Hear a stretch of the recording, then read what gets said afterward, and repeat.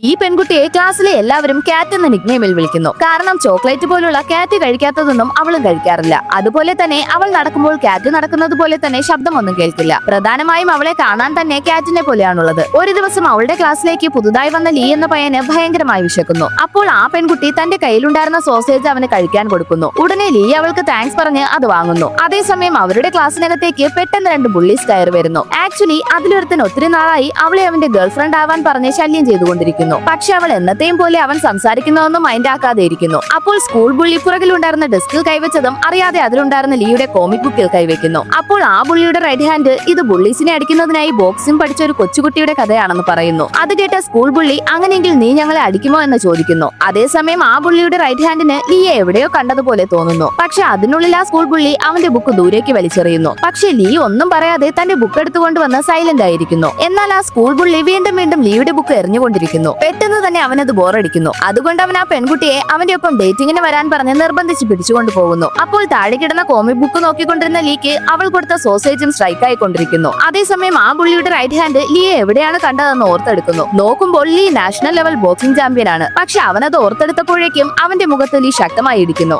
ആ ബുള്ളി അവനെ അറ്റാക്ക് ചെയ്യാൻ ശ്രമിക്കുമ്പോൾ അവസാനം ലീ അവനെയും അടിക്കുന്നു.